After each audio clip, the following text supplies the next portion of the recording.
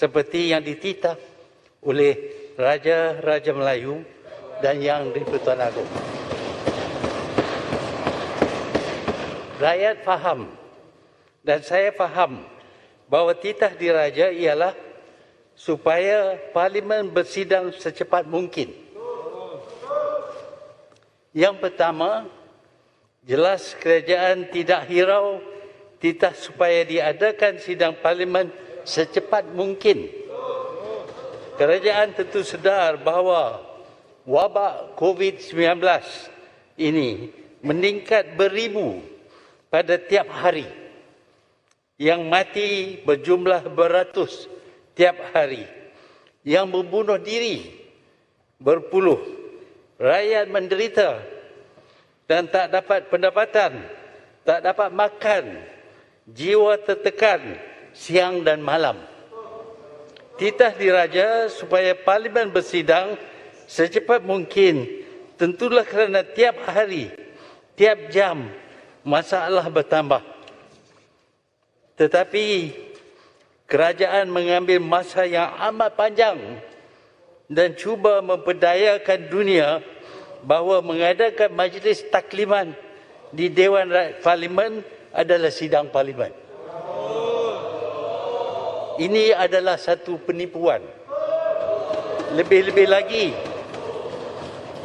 lagi apabila tekanan wabak COVID-19 yang menjadi alasan untuk istihad darurat tidak dibentang dalam Dewan ini untuk dibincang dan dibahas dan akan cara-cara yang boleh mengatasinya.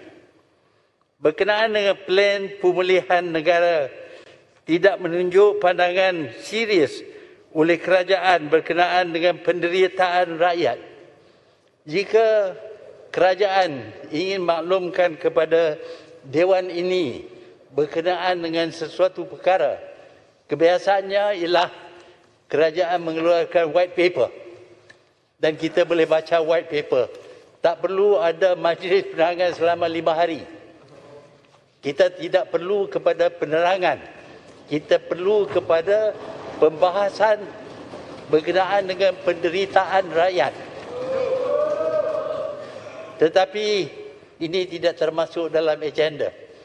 Selama 5 hari kita akan dengar menteri-menteri menjelaskan tentang plan mereka. Dan plan ini sudah tentu tidak berkesan. Sejak plan ini diumumkan, jumlah kes baru meningkat daripada 6,000 kepada 17,000. Sampai bila lagi sebelum kita berbincang berkenaan dengan cara-cara mengatasi masalah COVID ini? Tetapi bagi kerajaan, cuma penerangan seperti yang saya katakan tadi tak perlu diadakan, melainkan dengan cara mengeluarkan white paper. Tuan-tuan dan puan-puan, tuan yang di-Pertua, saya berpendapat bahawa pandangan yang serius perlu diberi kepada masalah yang dihadapi oleh rakyat sekarang ini. Tiap hari 17,000 orang akan mengidap penyakit ini. Dan daripada 17,000 orang ini, sepatutnya semuanya dimasuk dalam kuarantin dan dimasuk dalam hospital.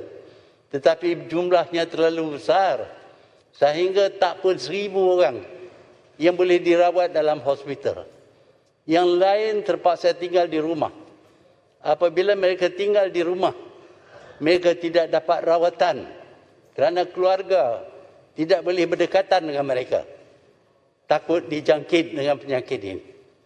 Jadi dalam keadaan yang mana pesakit itu menjadi lebih teruk, tak ada bantuan, tak ada pertolongan yang boleh diberi, dia semakin teruk dan memerlukan oksigen. Tetapi di rumah tidak ada oksigen. Dengan itu dia menjadi lebih teruk dan sudah ada kes yang mana mereka yang tinggal di rumah ini yang dikatakan tidak begitu serius sudah pun meninggal. Saya berpendapat bahawa kes ini adalah istimewa.